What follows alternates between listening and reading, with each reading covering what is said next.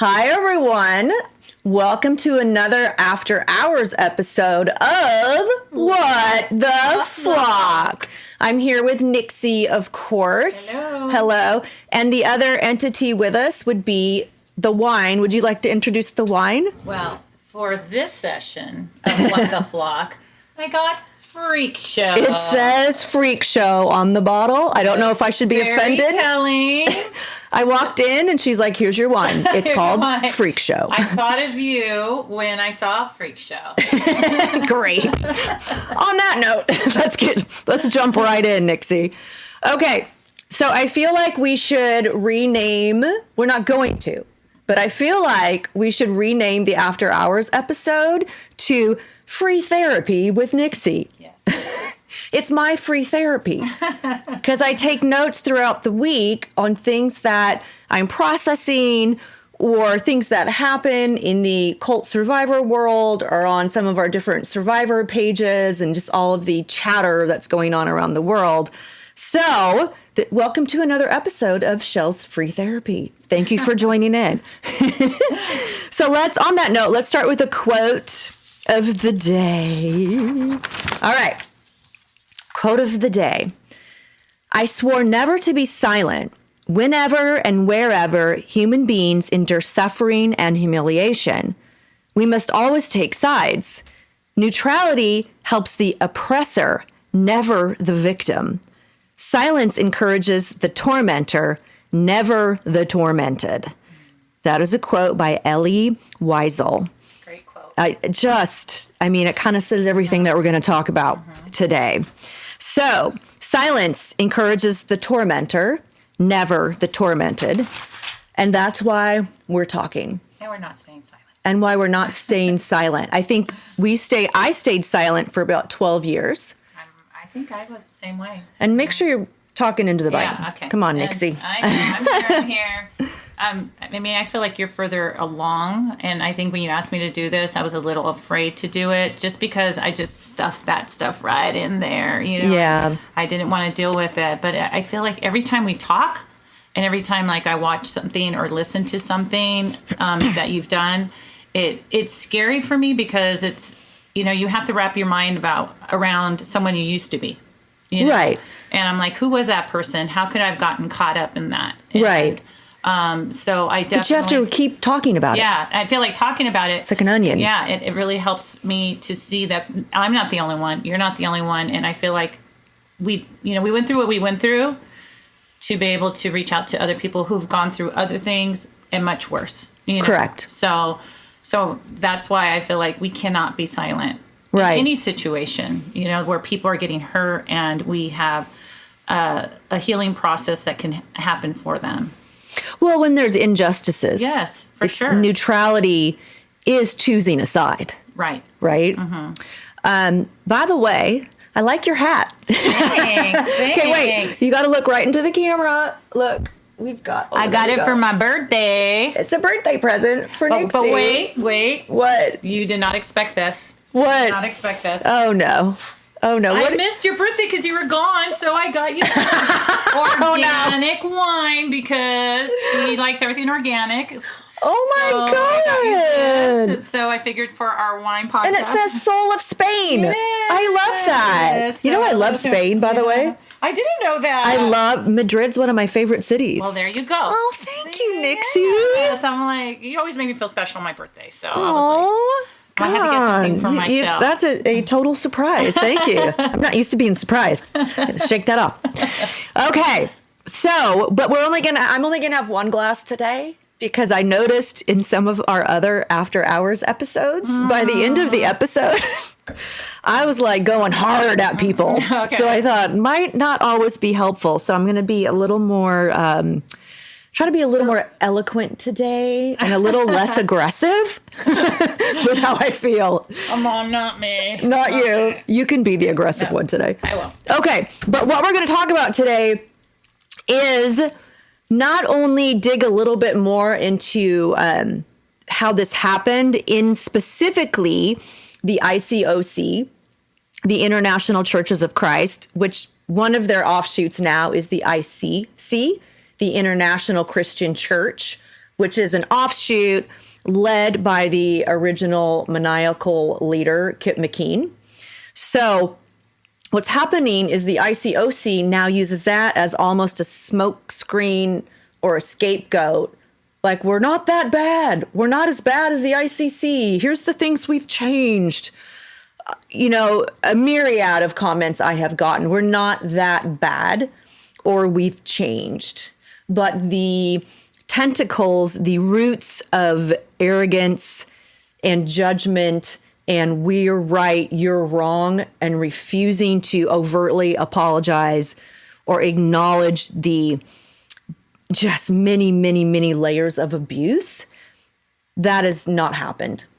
To the point of people telling me that things in my own life didn't happen. And it's amazing that they think that type of gaslighting is going to work because, excuse me, I was there. I lived it. I saw it. She saw it. Like, are you telling me this didn't happen? I mean, just really fascinating almost that they believe so strongly what they believe that they think I'm going to forget or they want to brush all of us off. So I'm going to get into that, but something else that's interesting that's been happening, which we'll talk about more in part 2 of our talk today, is all the different platforms and Facebook pages and communities that have been coming together for people. Yeah, for people to talk about what happened. Mm-hmm. So what's going on is people are raising their hands and in a religious form of the Me Too movement, or like, me too. Like, that happened to me too. Mm-hmm. That happened to me too. So we're having all these conversations where a lot of the things that we did forget or disassociate from or shove under the rug, now we're all talking, going, oh my God, it was worse than we thought. Well, social media, it really does help us in that sense to be able to really get it all out there. Right. And when somebody says that didn't happen, but somebody else is saying, well, that happened to me too.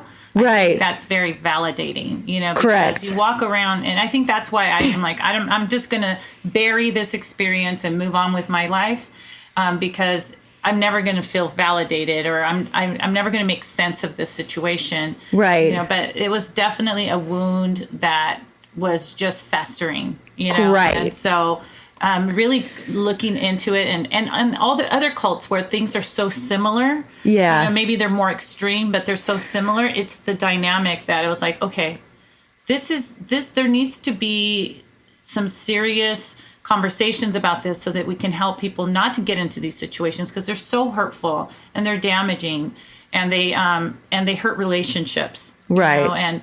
And for some people it's definitely something they don't overcome. Correct. And I'm grateful that I have, but even now it's still that little wound. Every time I talk about this, I always feel like that, little wound in my heart's like, why did I go through that? Why did I allow myself to get in that situation? And it's really important to talk about. Right.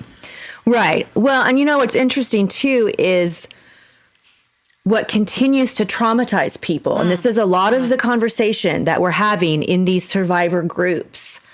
Well, let's back up for a second. Remember, there are at least 1.2 million people that have defected from the ICOC. Wow, is it that many? Wow. ICC, at least. Mm-hmm. The 1.2 million is what we can put our fingers on, right? Through their own stats that they've posted online, stats we've keeping, different conversations that are coming in from different churches.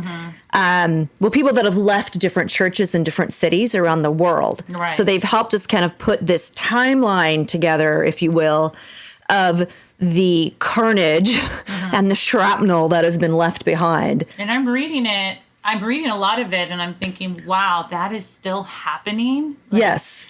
Have you learned nothing? Apparently not. And people are getting so hurt by it. So hurt. Just traumatized. Traumatized. And so when you think about all these people that are trying to process through this and, like you said, trying to make sense of it and trying to learn what they can and kind of cherry pick, I guess, any sort of healthy takeaways like you and I have done, which I do believe in that. I do believe in cherry picking Well, yeah, good things that have happened. A lot of good things that I've learned about myself, about my character, so I can't say everything was bad, but I could definitely say that it was not a healthy way to learn. It was not a healthy way to learn it. And I'm going to, it's damaging. Really. And I'm going to interject a little bit there. Everything good that we learned from ourselves. That's true. We learned because we had to survive and make sense of it. So we had to become a bigger, better, stronger person to freaking survive. That's true. I didn't learn from them.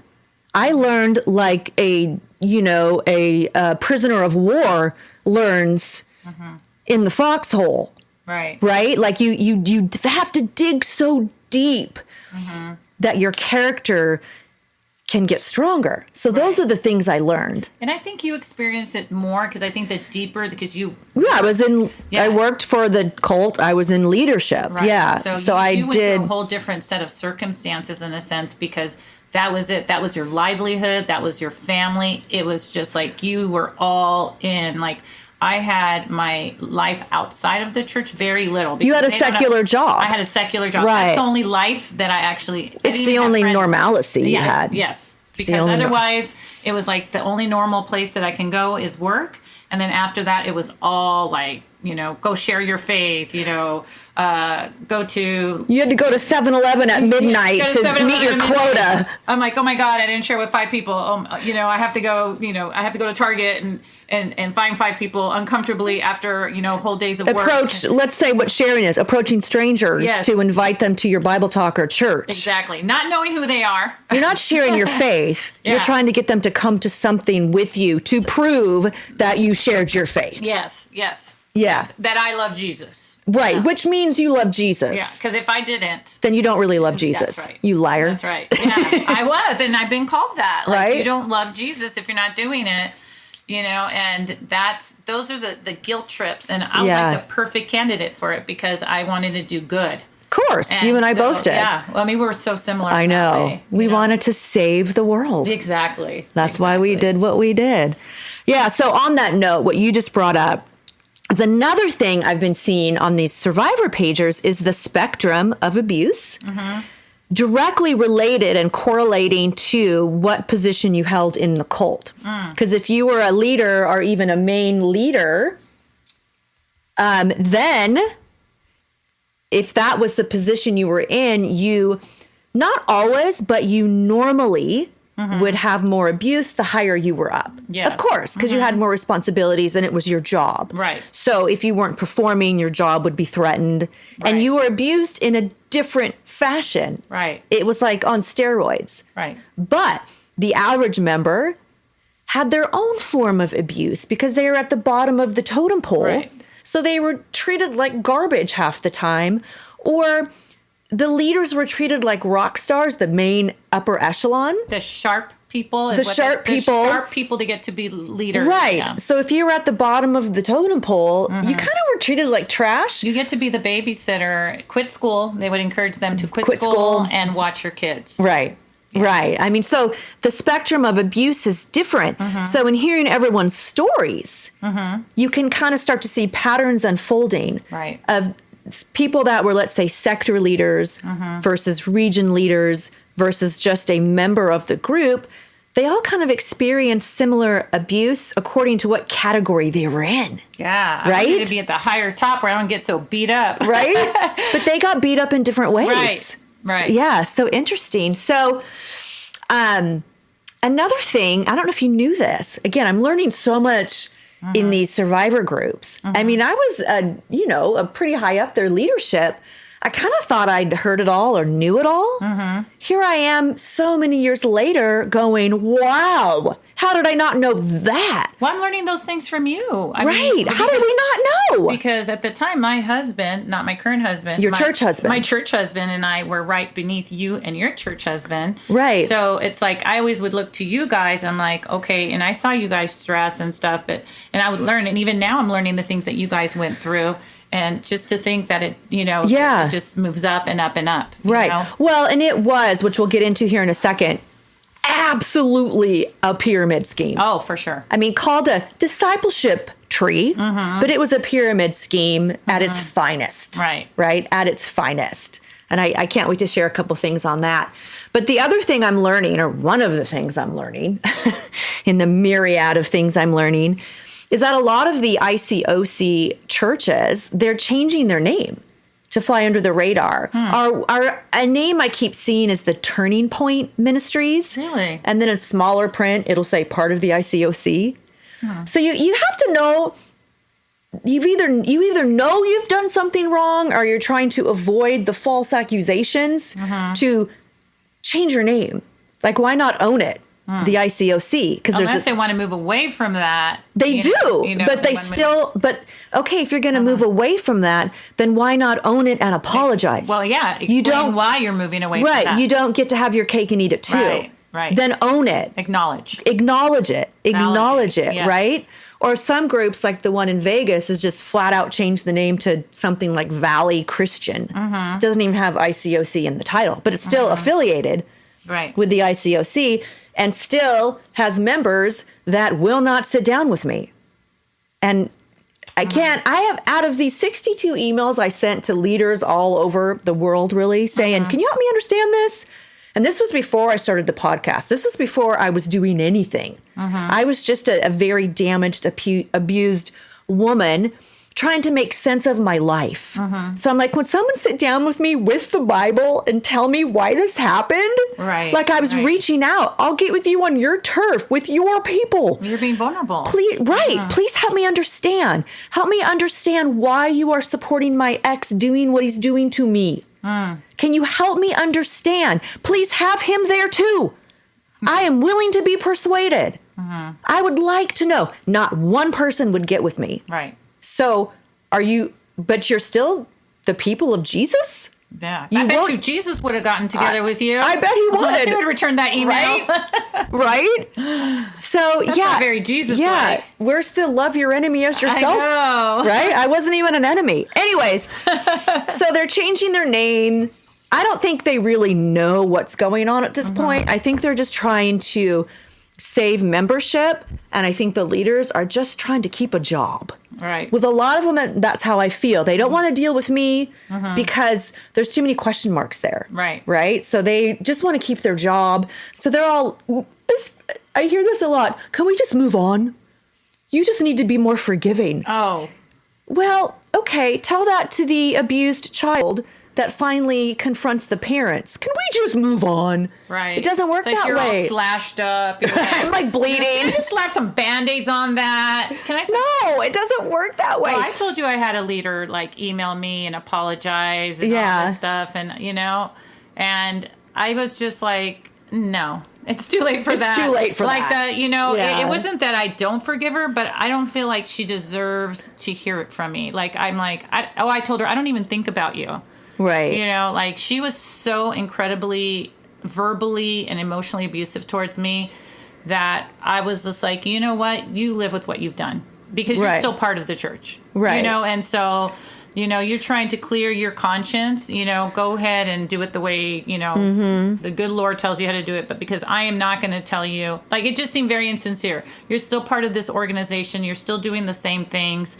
I am not, I'm just, just move on. I told you, just move on. I don't even think about you. Right. So, I mean. Well, and that was the healthiest response for you. Right. And I get that. I don't think about her. She did hurt me a lot, because I was under her. And when you're in this church, you're under someone, you need to be obedient. You need to be submissive, especially to your leaders. And you feel so cornered. And she always made me feel cornered. She was always nitpicking at me, wouldn't invite me to things. She always made me feel really left out. And I was like, enough. Yeah, enough. Like, enough. I don't even think about you. You've been dead to me. So just move on with your life and, move it along. Well, and I think another thing that's happening that I'm finding out is that because when we all first left, which was 13 years ago for me. I was trying to count. It was about the same for me too. Around 13 years. This was before when we left and when most people left, when there was a mass exodus from the ICOC cult. This was before social media was up and running. This is when digital media just, I mean, it was there, but it wasn't a thing. Yeah, we weren't all the way it right. is We now. weren't living Yeah. our lives around social media. Right. We were just kind of emailing, but these platforms weren't available to us. So the only person that was telling the story or had the dialogue was the church, the cult. So they had the ability to basically lead that narrative of why you left. And they would come up front with, remember MTV did something on Oh, our yeah, church? yeah. Like that with the, the MTV did something on the cult. No, you know. MTV 2020 with that's Barbara right, Walters. Right. Inside Edition. That's right. The BBC did one. And they always kind of front loaded us. And Right. told us like, hey, don't watch it. It Well, doesn't because it was spiritual pornography. It really was. That's what they told us. But what I'm getting at is now, right? Like all these people that were afraid to talk or didn't have a voice or didn't have a platform to tell their stories. Like there was no way for people to hear their story, right? They were labeled as bitter fallaways, sinners. Look at how horrible their life And is look now. how horrible their lives is a big Look one. how horrible their life is now. Their life is falling If apart. you leave, your This life is going to gonna be happen to horrible. you, right? So now these people are finding each other and telling their stories, which I prefaced in the beginning with the, oh my God, me too. What? So the things that are starting to come out of the woodwork are really terrifying. And I'm going to save that for part 2 because I want to get into the structure of the leadership. Because what I want to do is kind of lay a foundation of how this cult was able to mobilize so many people Quickly. This cult for 3 years in a row was labeled the fastest growing church in the world. Yep. That was Exponentially. And they preached that Oh, my hard God. from the pulpit. Fastest growing church in the world, right? And we were like, ooh, we're like, we're a part of history, right? This is the movement of God, they would say, right? You're yes, I'm part of it. God's modern day movement. Oh, that was another sold out, fired up disciples. Ah, right? 10,000 people. Right, All right. over the world. So our group got up to 150,000 people, right? Which we now know out of that 150,000, at least 1.2 million have left because it was a revolving door. So it sounds like those numbers don't make sense, but if you bring in 10 people, right, in a month and only 2 last, you've got, quite a few people leaving. Right. And the people that left, so I can make this clear, they were usually really fresh out of the waters of baptism. Right. Because they'd kind of get swept up in the emotion of it all, agree to get baptized, and then about a week, 2 weeks, month in, they'd be like, The oppression. holy crap, what did I get myself into? Right? I can't have a boyfriend. I can't have a girlfriend unless there's, it's in the church. Right. Or what do you mean? I have to give 10% of my income every week? I have to call my discipler every night. Every day? And I think the pressure of it all, so many people would just disappear. Yeah. And we'd be like, where'd they go? They Go would to their house. Go to their house and sit on knock their- on their door. and sit on their porch. Yes. Right? So with that, but what's happening behind the scenes, the underbelly of it all was the leadership. And that's how they mobilized so many people, was the micromanaging actually not every single day. I'm going to go every single hour. You knew where someone was. Okay? Even how they recruited the leaders, though. Like, how they recruited the leaders. Like, if you were overweight, if you were considered unattractive, if you didn't have a great job, you weren't sharp, that was a big deal. Well, of course. You could not be a leader. But you know why that was? That was manipulation. It was manipulation, but it's because they knew who they could push. You can't push a couch potato. So if you're not disciplined in your life already, you weren't leadership material, right? Because you see the character and go, oh, we can't really do a really good job of manipulating that person. They're not going to do what we want them to do. Well, most leaders came from the college campuses. Right. But they were already motivated. Yeah, and it was the people. driven people. Okay, so what I'm going to do is I'm going to try to break this down to the structure of the group, okay? And if we have time, I thought it would be fun at the end, but knowing me, I probably won't have time. I wanted to give some funny examples of the discipling. Oh, God. So we might circle back to that, okay? So the church I say lightly, the church, the cult, was set up as a pyramid with Kip McKean at the top, right? And then, so this is how it was broken down. Let me get to that page. So you had a person who became a baptized disciple of Jesus Christ, or so they thought.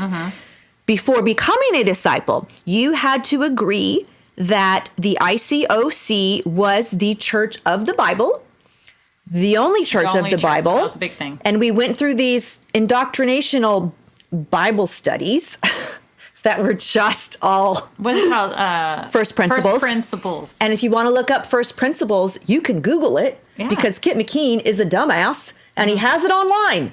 So if you want to see what that church believes, go ahead, look it up. Have fun with that one. It'll scare you.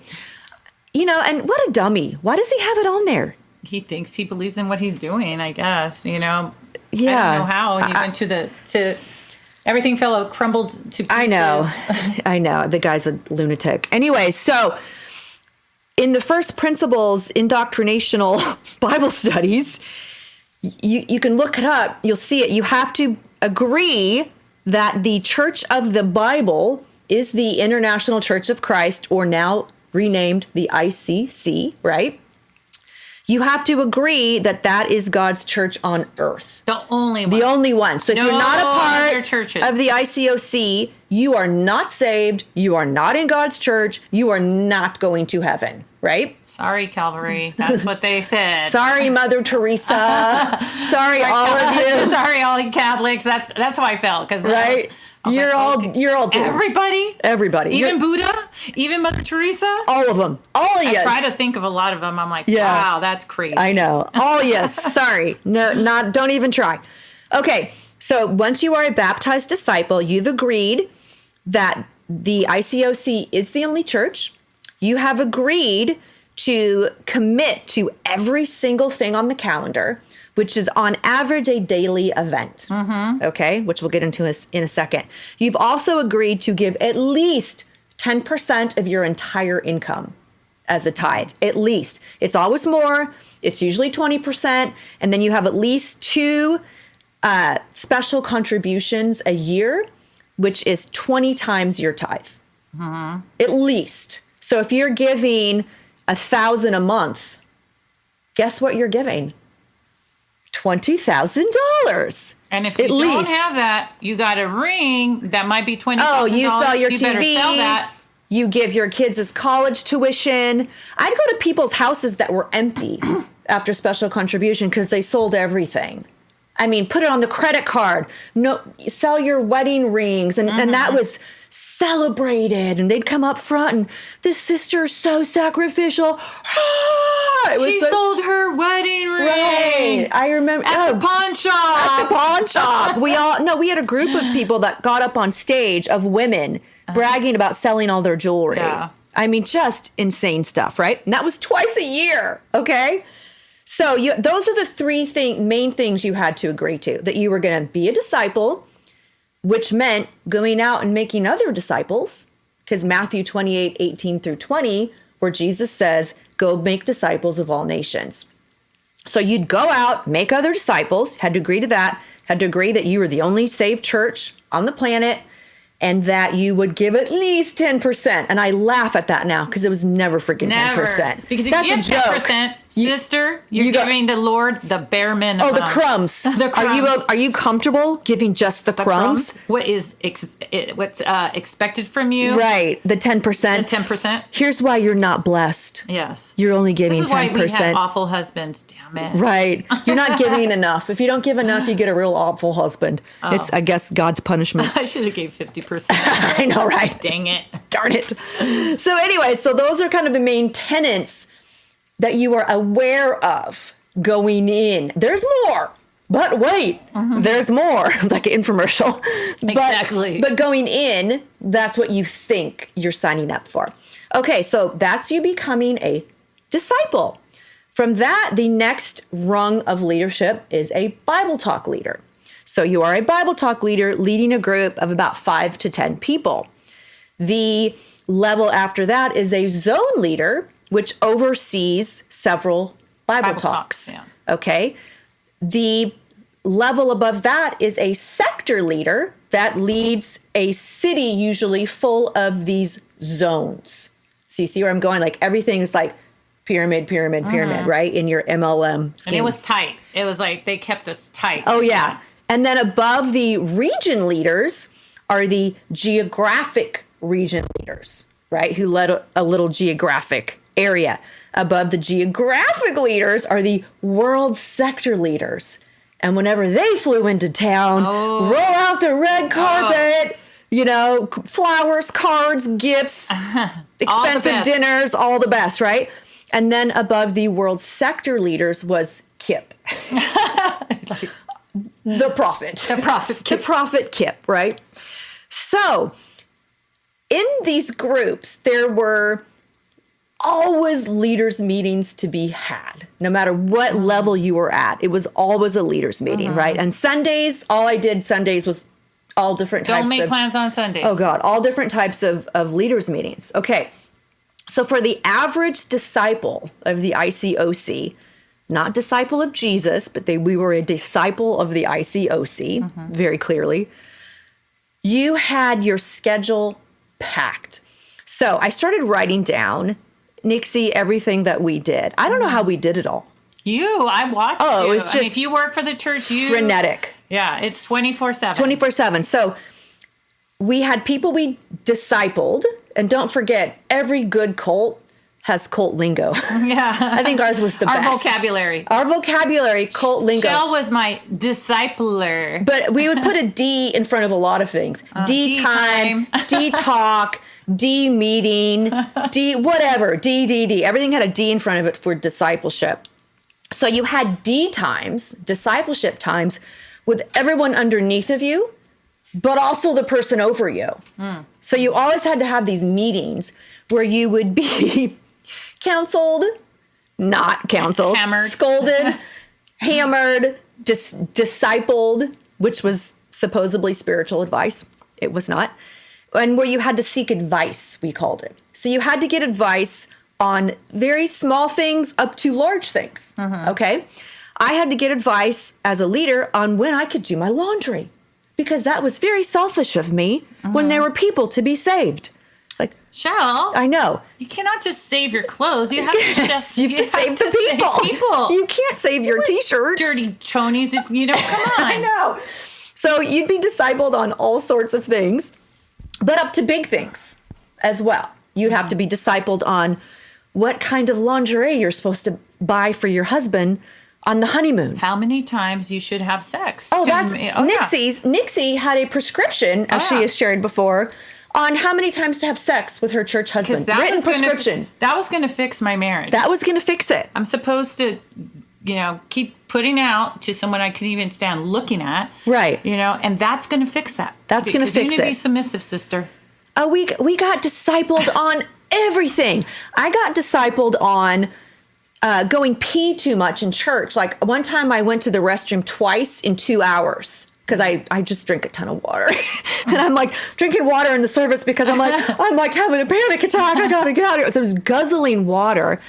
So my discipler meets me outside of the restroom, arms crossed. What do you think you're doing? Shelly, what do you think you're doing? I'm like, peeing?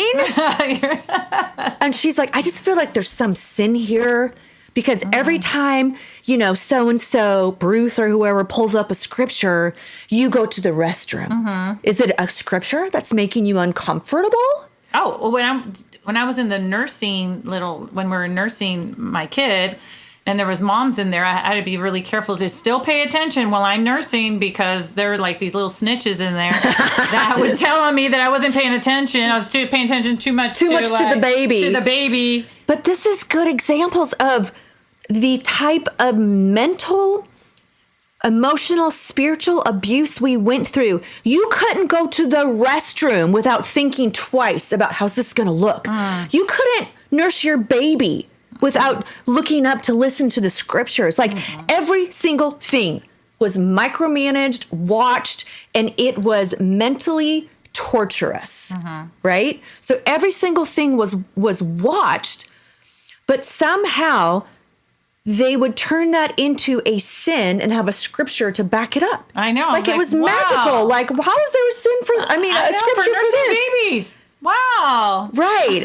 And because you were so exhausted, it's like you didn't even have time to like process what was happening to you. And you know what's sad is that there's so many people that may not be in the situation we were in, maybe much worse. But I think people's hearts is like, I want to just find peace in life. I want to find peace and harmony in the world. And I think a lot of people will join these things to do good. Right. But it affects them so bad. Like I feel like I wanted to make an impact in this world. You know, I wanted to help people. Of course. You know, and I feel that makes us the most vulnerable. And I mean, and that's why I'm willing to come on this podcast, because I read so many sad situations that are much worse than ours.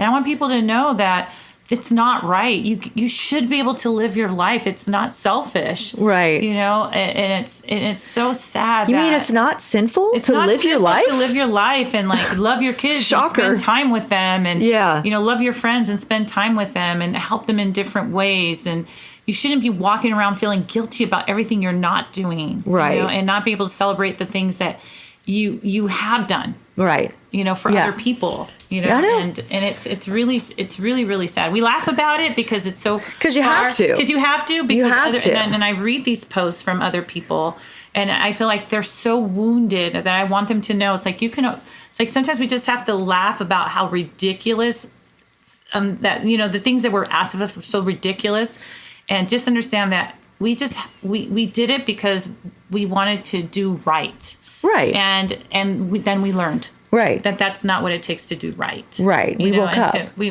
woke, you know, we were woke. We woke. We're spiritually woke. We got spiritually woke. Okay.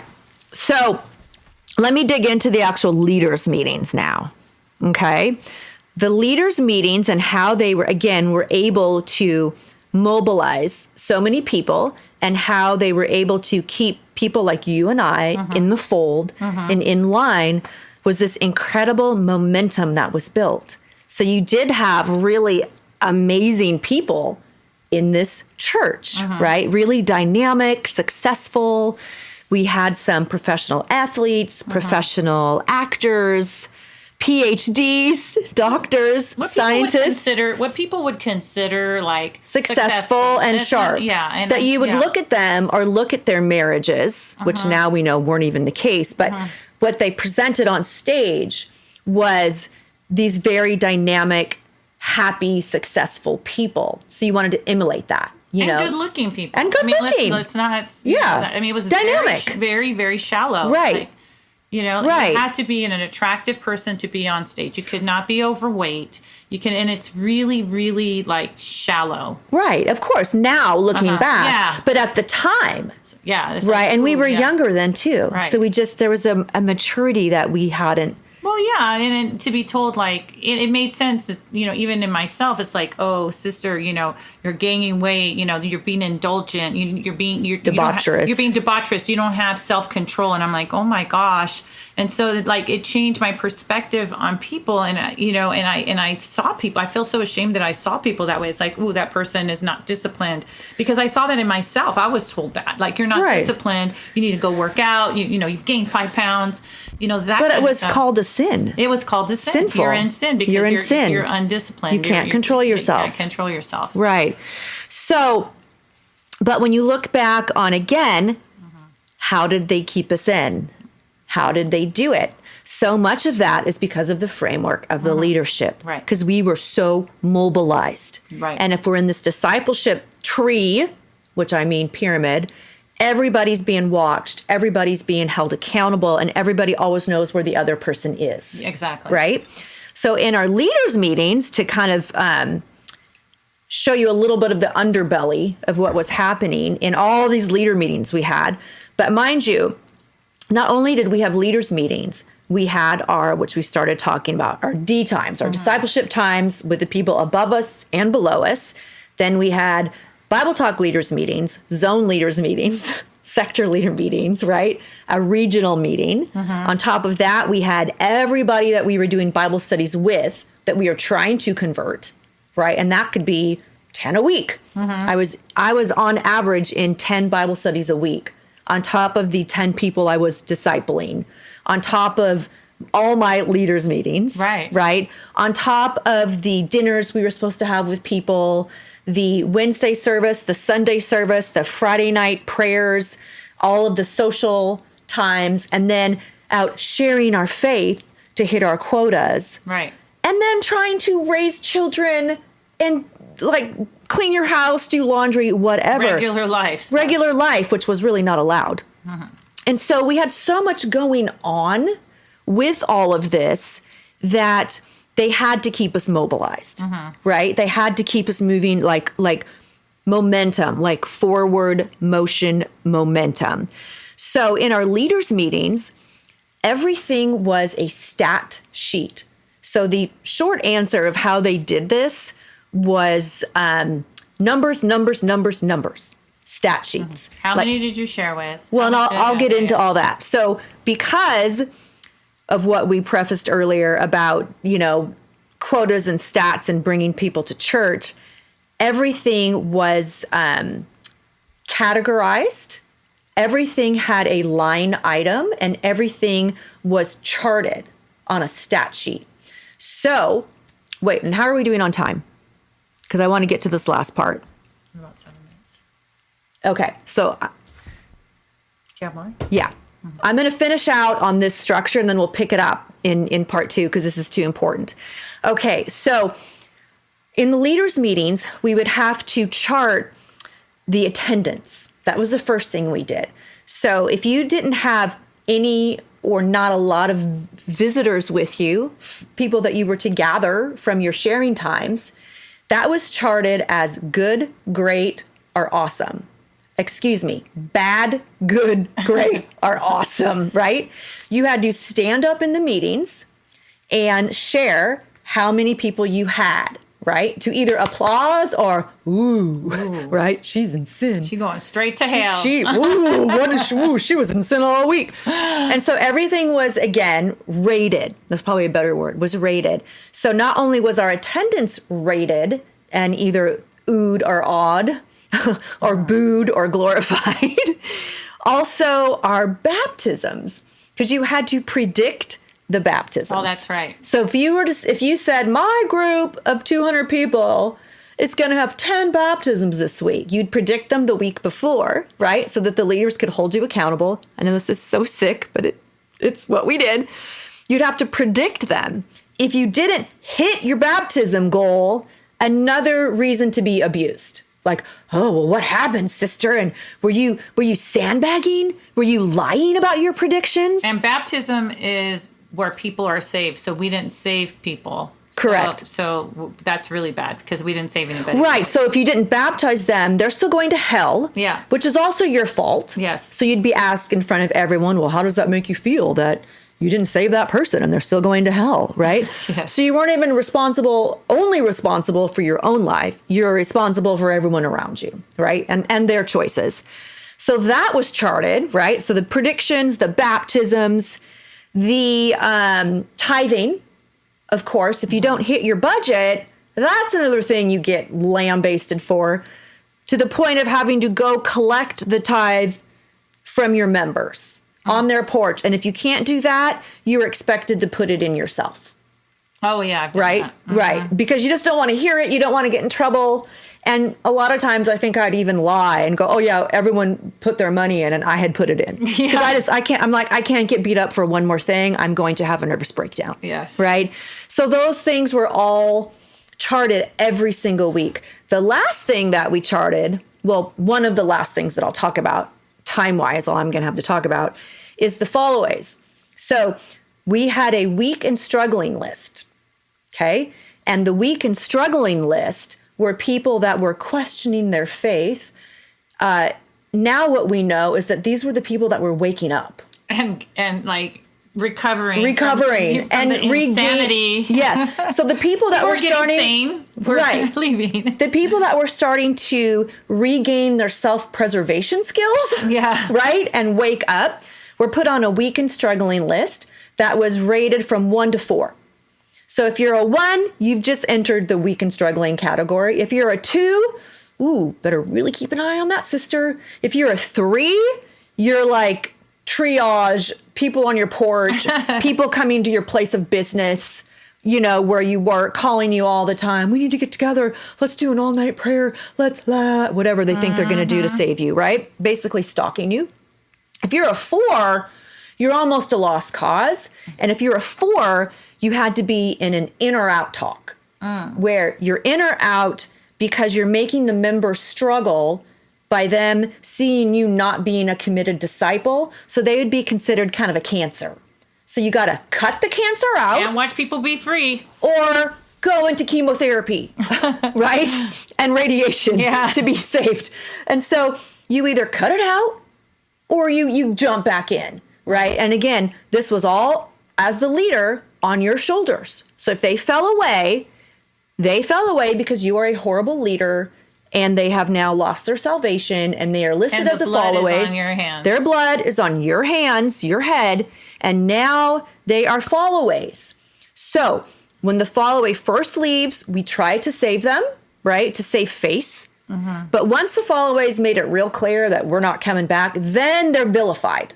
So we try to save them for about 2 weeks. Yeah. Go back and get them and have a big victory story about so-and-so repented and they're back, on the stage. Yeah. But if they don't, then you flip over into vilify mode, right? Here's what they did. They're big fat sinners. They hate Jesus or whatever, whatever they were vilified for. And that was the process.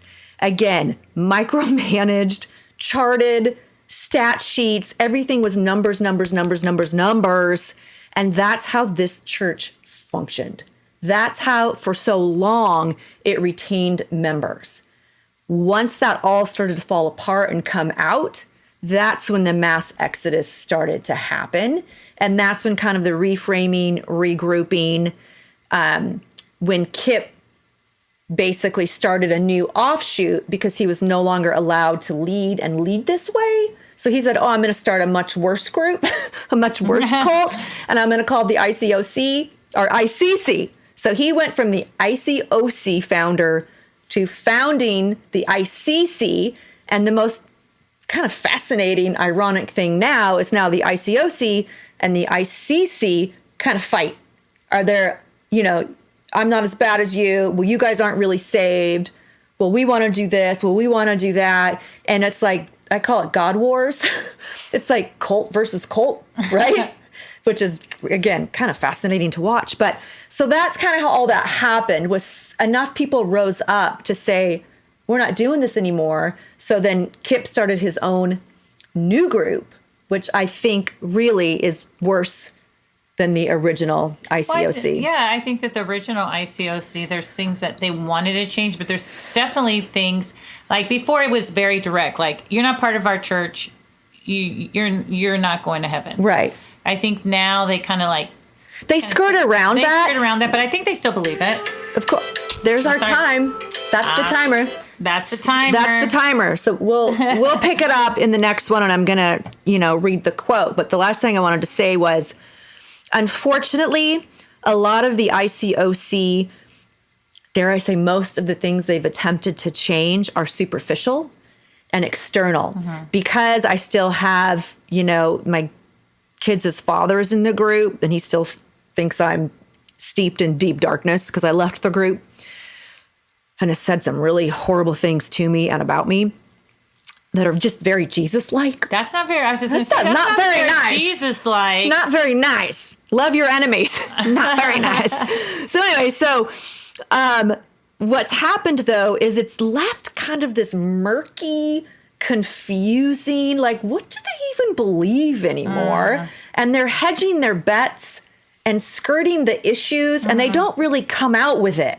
So it's like, if you're going to believe it, like, have the balls to say it. I think there's a lot of fear there, because now, fear they're going to lose their jobs. The ones that work for the members, jobs. You lose members, jobs, i.e., your livelihood. Like, okay, I get that, but what it's doing to the trauma survivors, right? The people that are trying to recover, is it's negating everything they went through. Right. It's saying that didn't happen, or that wasn't really that bad, or you just need to forgive us. Like, why can't someone just stand on the stage and go, here's what we believe, here's where we messed up. We are sorry. I don't think they can say, I don't believe that this, I think it stops that we're the only church. And I think that's one of the biggest beliefs, and it's probably the most damaging, because everybody's out. Everybody else is out. Right. You know, and it's a scary thing when you leave. It's a scary thing because you're like, wow, I left. Because you're still programming your brain, but you know, your logic is saying, leave this is not healthy. And you go into survival mode.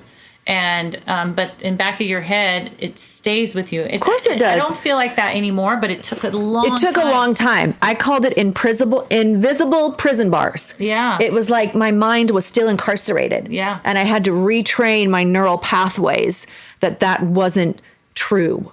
Right? That I'm okay. You believe the same thing over 10 years, it's for sure, and you make it a habit and you're committed to it.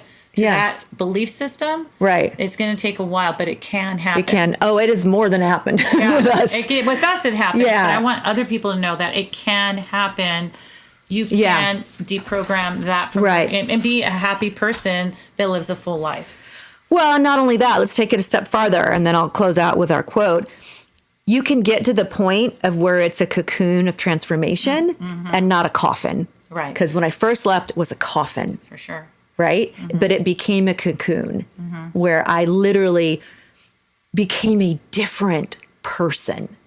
It was a metamorphosis. Because we weren't just recovering from being committed to the church. It was everything. Well, we went through divorces together. Friendships. I mean, you had to leave everything that was your life for over 10 years. Correct. So it was the biggest divorce have you ever been through. It was the divorce of everything you believed in. Yes. So it's definitely, it's doable. It takes time, but, and reading all these little posts and things, and I'm just like, you can do this. Yeah. It just takes time. And you come out, I feel like a person that understands life a lot more. Like, I feel like there's so many things out there that will hurt you, and then we need to be aware of that, and we need to do what we're doing now and help other people know that you can overcome this. Right. And you can, and you're not the only one who's been through this. Right. And you're not the only one being manipulated by that person. Whatever, codependent really, situation you have, you can come out of it. You can come out of it. Healthy. And you can come out of it, I think, better than before. Exactly. Because you experienced something that was pretty intense. Right. Yeah, exactly. You live a life of awareness, definitely. Correct. Yes. Which always leads back to the, bitter or better. You can be better. Right. All right. On that note, here we go. Closing out with the quote of the day. I swore never to be silent whenever and wherever human beings endure suffering and humiliation. We must always take sides. Neutrality helps the oppressor, never the victim. Silence encourages the tormentor, never the tormented. And again, that is a quote by Elie Wiesel. All right, so that wraps up part 1, but stay tuned because we're coming right back for part 2 of What the Flock. Bye.